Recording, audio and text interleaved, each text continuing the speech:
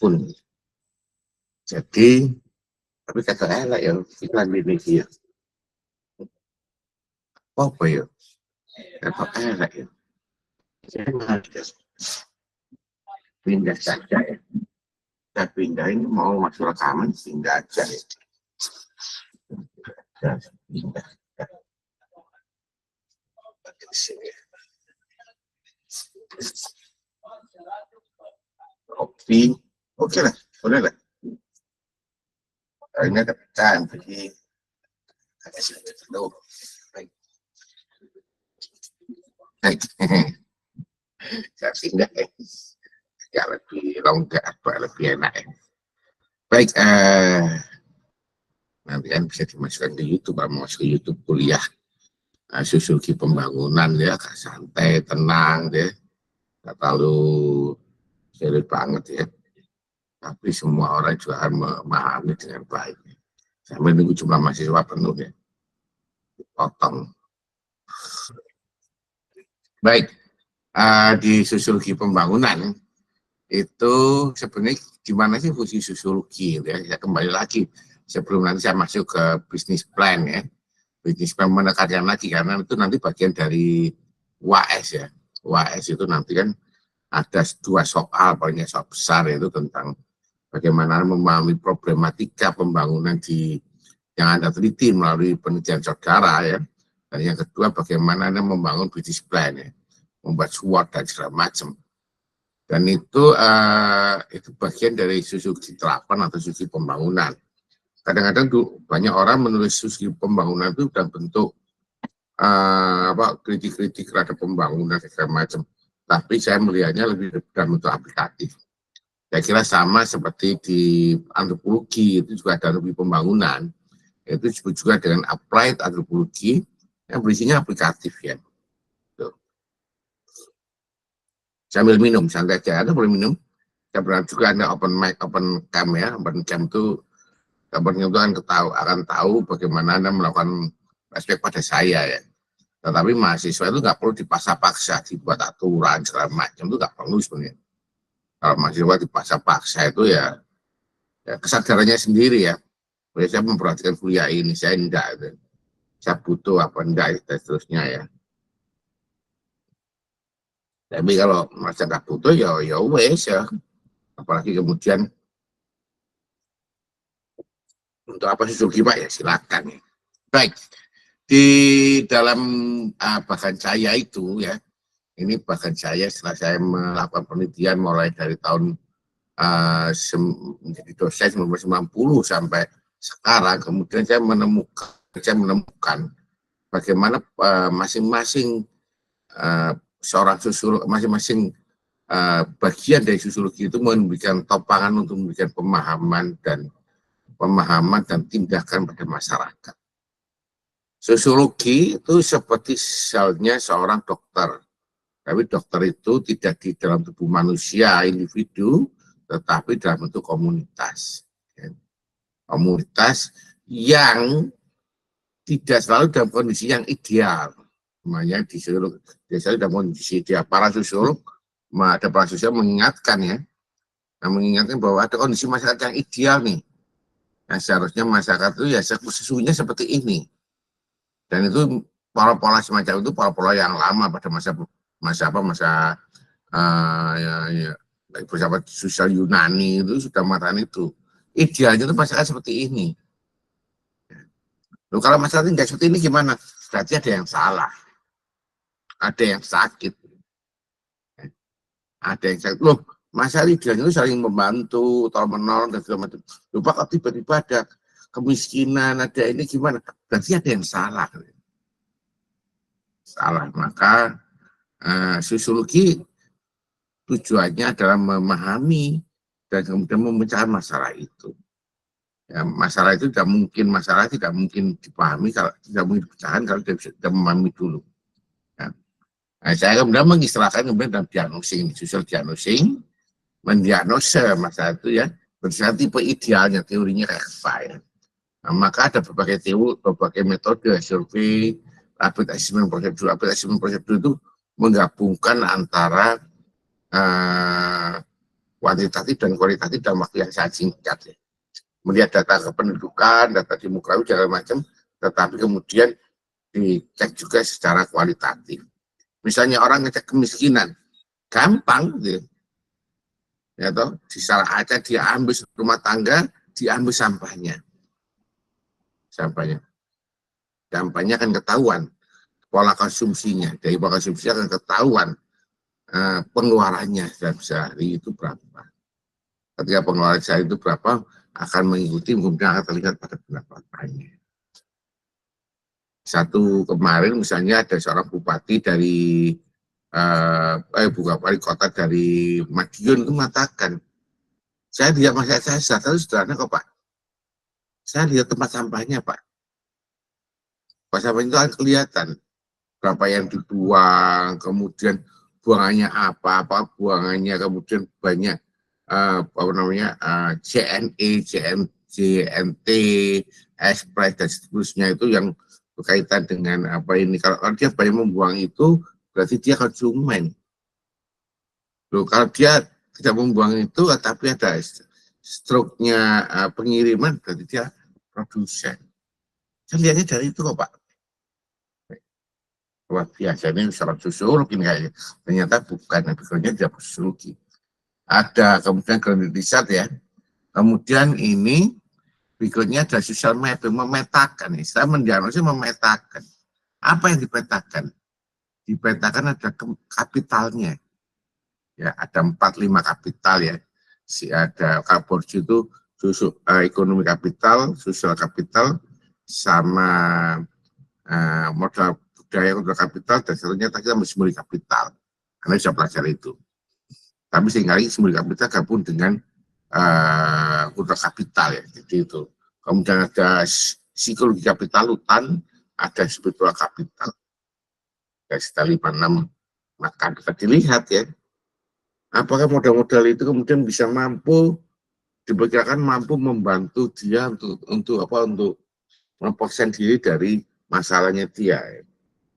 Nah, modal sosial dilihat apakah bonding mengikat ya, pertama membuat solidaritas tinggi atau kemudian membuat dia bridging, menjembatani untuk bertemu dengan yang lainnya atau linking ya linking.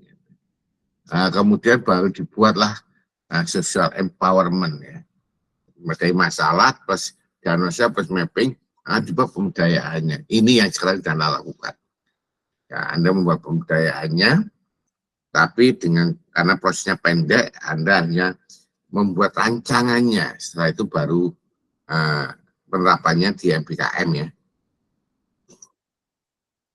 Jadi kalau ada yang tanya kemarin, Pak, ini apakah harus dipraktekkan ini? Enggak, kamu hanya membuat rancangannya dulu.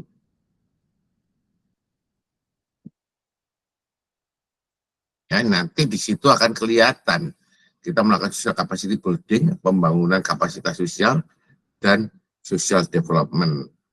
Kemudian ada setelah itu dievaluasi lagi. Ya. Dievaluasi berdasarkan pengetahuan ini akan kelihatan ya. Subjective well-being itu adalah tingkat kesejahteraan individual.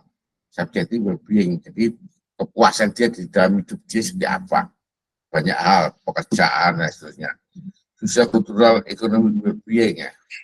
Dilihat terjadi peningkatan ekonomi enggak, sosial kulturalnya gimana dan seterusnya. Nah, itu hanya dengan cara survei ya, survei lagi, survei lagi. Ini nanti banyak lagi untuk sosial diagnosis.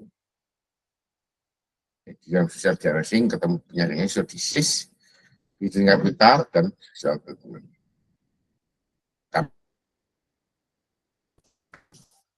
Sampai di sini ada pertanyaan, silakan.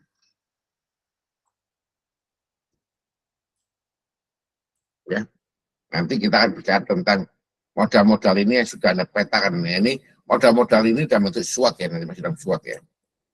Ya, silakan nggak mau bertanya. Halo.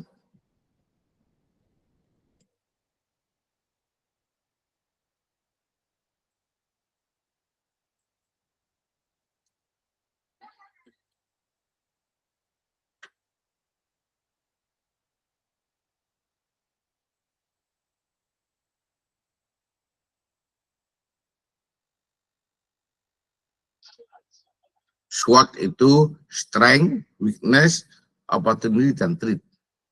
Ancaman. Strength dan weakness itu ada di dalam diri seseorang, komunitas seseorang, atau disebut dengan hidden capital tadi, strength dan weakness ya. Kita akan di sini ya. Ya. Nah, ini udah ulasannya. Dari anak perencana kan tahu masalahnya apa. Ya, bisa kemudian anak buat terus langsung bagaimana membuat pembudayaan melalui lele Pak? Enggak. Atau melalui ternak apa? Enggak. Gitu. Masalahnya dulu apa? Gitu. Itu masih salah satunya, tidak semuanya. Jadi masalah dulu apa ya? Memang kelemahannya mahasiswa kalau disuruh cari informan, mau kau-kauan, cuma dari satu orang ya. Masalah dia bukan masalah semuanya. Ya. Masalah dia bukan masalah semuanya. Yang saya temukan sekali menemukan masalah dia. Ya kalau malah wawancara ya. Selalu ditawar-tawar kan daerah kayak itu ya selesai sudah.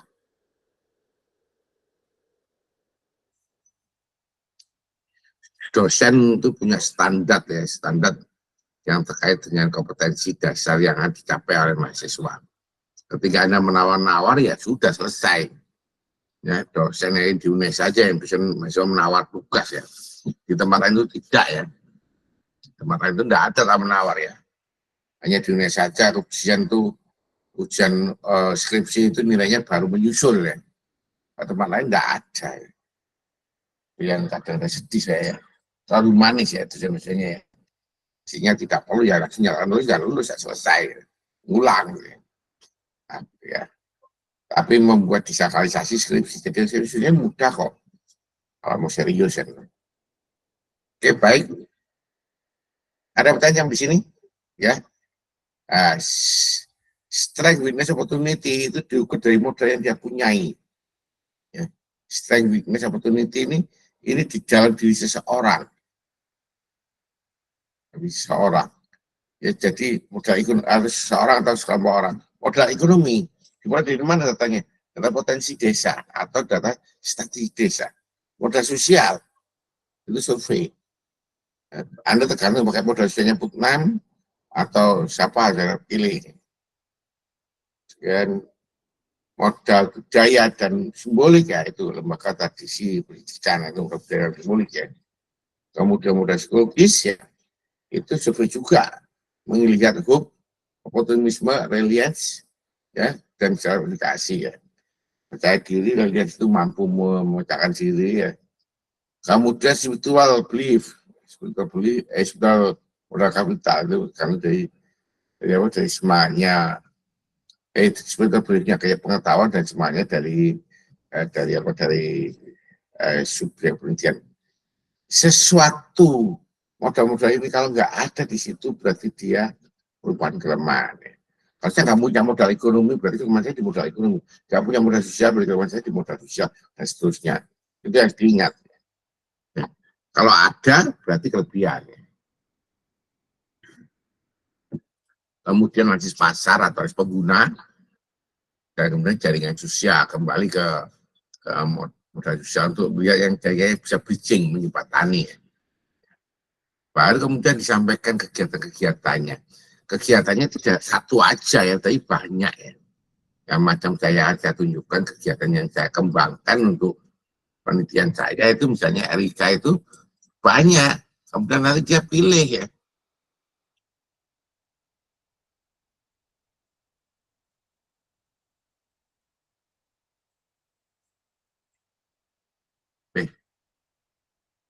Hmm,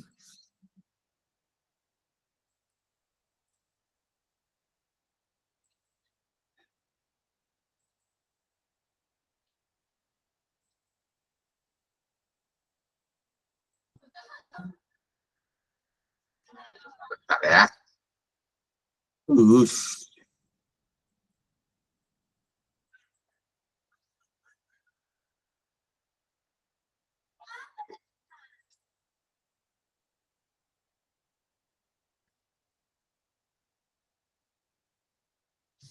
ini yang saya buat ya, kemudian akhirnya hasilnya seperti ini. Bentar.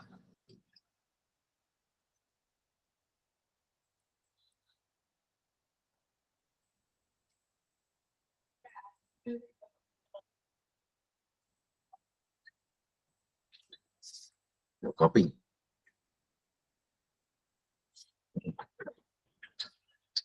Gitu, nggak ngantuk. Nah, itu aja.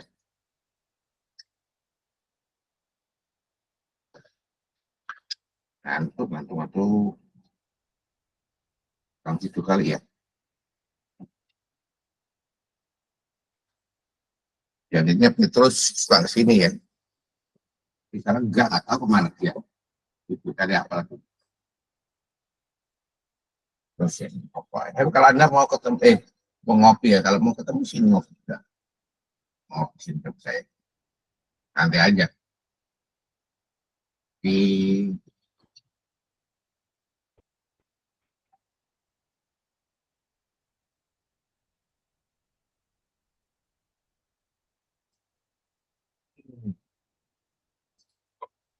Oke, lanjut sampai minggu umum ya. Ya, ini misalnya saya buat ini data harus ada, ini pola-pola ini harus ada, data wilayah di situ seperti apa, kondisinya dia seperti apa, harus kelihatan ya. Kemudian, ini kalau kesehatan seperti ini ya.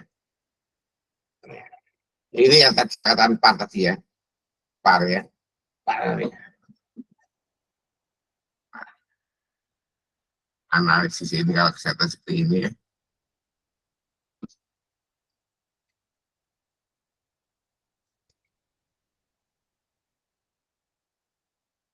Jauh sekali tempatnya ya, tempatnya jauh sekali.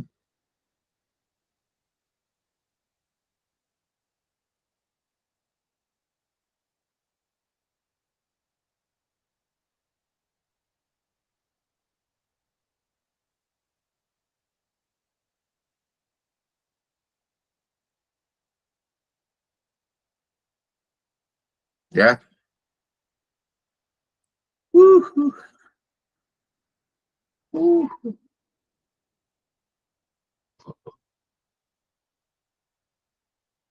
Nah, ini ya kita harus kalau ada banyak wilayah ya ini paling tidak saya harus melihat ini karena ini karena ini antropologi maka yang dipakai 7 unsur ya.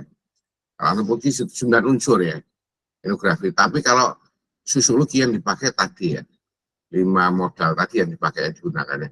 Kalau sosiologi kita mainnya seperti ini. Unsur budaya yang kita mainkan ditambah 2 ya. Itu antropologi.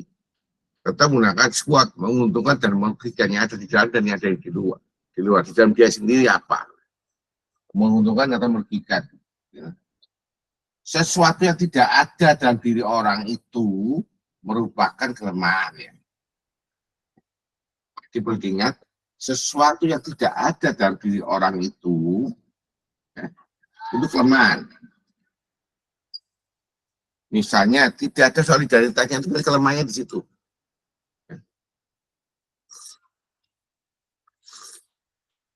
Yang kelemahan ya.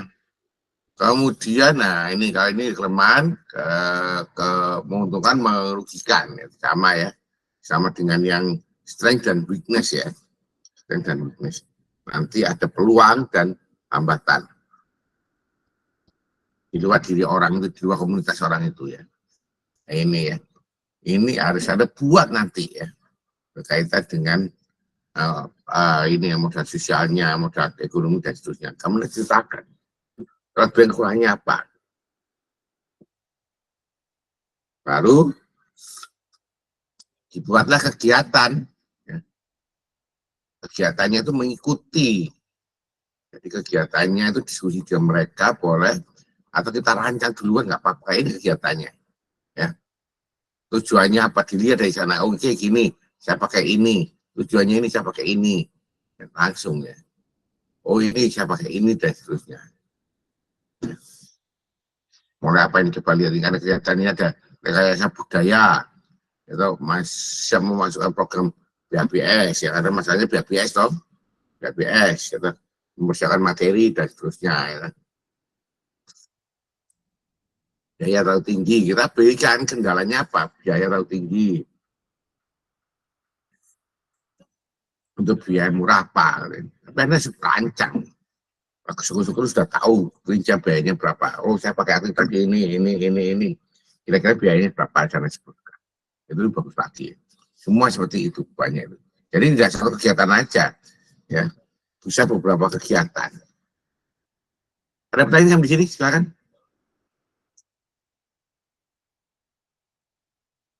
Permisi Pak Dewo. Silakan. Ada. Berarti kita Mbak Benike, silakan Mbak Pak. Benike. Oh, nggak Iya, terdengar Pak. ya? Itu terdengar atau Halo, enggak Pak terdengar sekarang? suara saya? Iya, terdengar. Suara saya terdengar enggak, Ya, Pak? apa yang salah ini? Bentar, ini ada yang salah ini. Bentar, Mbak Benike. Ada yang salah ini ya.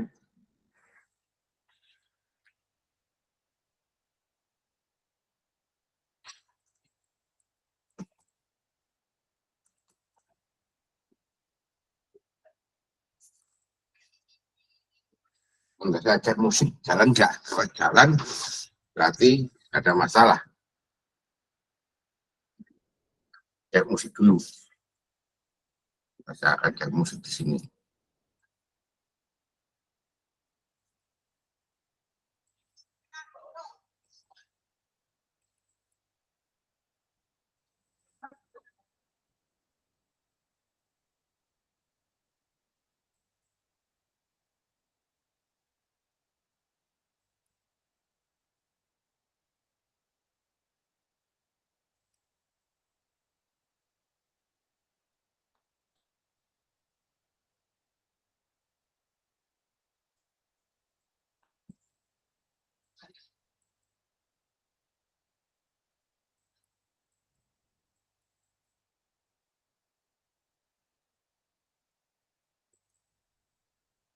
Waduh, ini apa yang salah ini ya? Ini apa yang salah?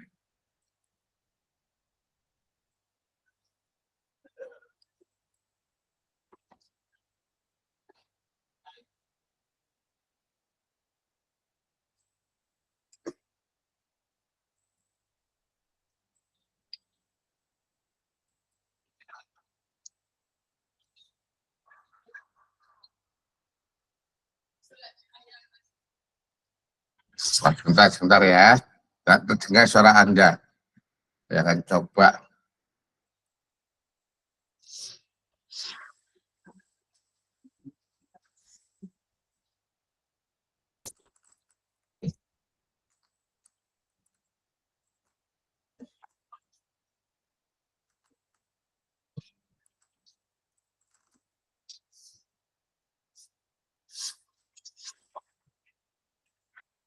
Sebentar. Sebentar.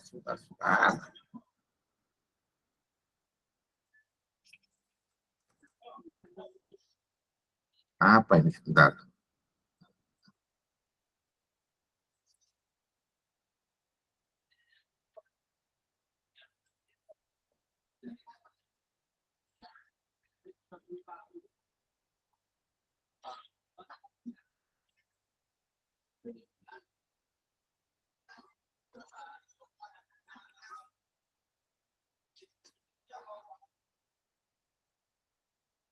Terdengar suara saya tadi. Tolong ditulis ya. Halo. Suara Bapak Itu terdengar. di kolom komentar. Anda bisa ngisi di kolom komentar.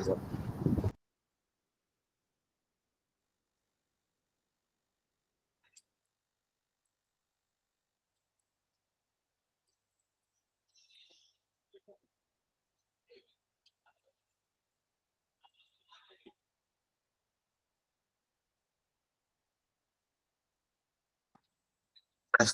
Tes.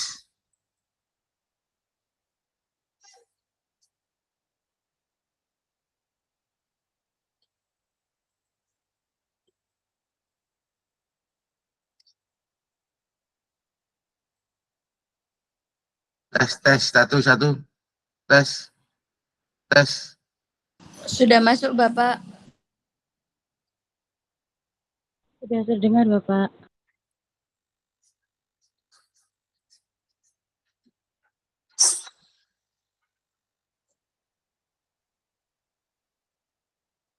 Kok aneh ya? Ya, suaranya nggak terdengar. Silahkan ditanyakan, nanti saya jawab di kolom komentar. Ini kok nggak terdengar suara saya ini. Tanyakan di kolom komentar, Benisi, silakan ditanyakan di kolom komentar. Nanti akan saya jawab langsung dia nih ya. Sementara itu kalau nggak terdengar, musiknya juga nggak terdengar. Ini mungkin dari speakernya yang perlu dicek ulang. Speakernya perlu cek ulang. Gitu ya. Silakan tanyakan ya. Jadi itu yang harus Anda buat ya, harus Anda buat. Nanti kemudian nanti dan ini nanti masuk di WAS ya. Masih di WAS ya, jadi masih di WAS. Ada kegiatannya apa? Dari kegiatan memilih, oke, untuk ke depan saya pakai kegiatan ini aja dulu deh. Gak apa-apa, tapi harus dirancang dulu. Kegiatan mana pun, tidak satu kegiatan aja, beberapa kegiatan yang Anda rancang. Ya, tidak bisa satu kegiatan aja yang Anda rancang, tapi ada beberapa kegiatan yang Anda rancang, baru Anda putuskan ya. Anda putuskan. Saya kira itu. Ada pertanyaan? Itu di kolom komentar, nanti aja jawab. Dalam komentar saya jawab. Ini soalnya agak rewel ini. Ngapa ini? Dosa saya kenapa ini? Bisa sound rewel ini.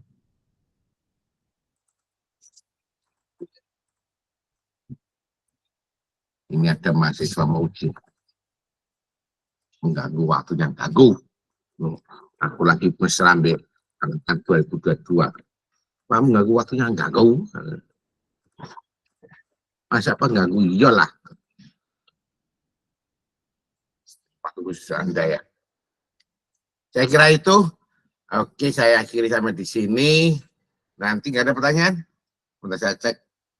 Ada pertanyaan ini, suaranya nggak terdengar ini masalahnya. Nggak ada pertanyaan. Oke, saya sambil nanti memperbaiki soundnya ini. Nggak terdengar ini, ngapain ini?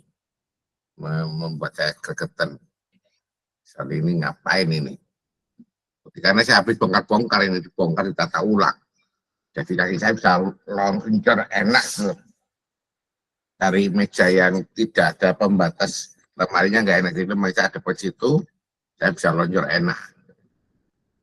Oke, saya kira sampai di sini. Akhir kata, assalamualaikum warahmatullahi wabarakatuh. Salam sejahtera buat semuanya. Oke. Waalaikumsalam warahmatullahi wabarakatuh. Terima kasih, Pak. Waalaikumsalam. Terima kasih, Bapak. Semoga sehat selalu.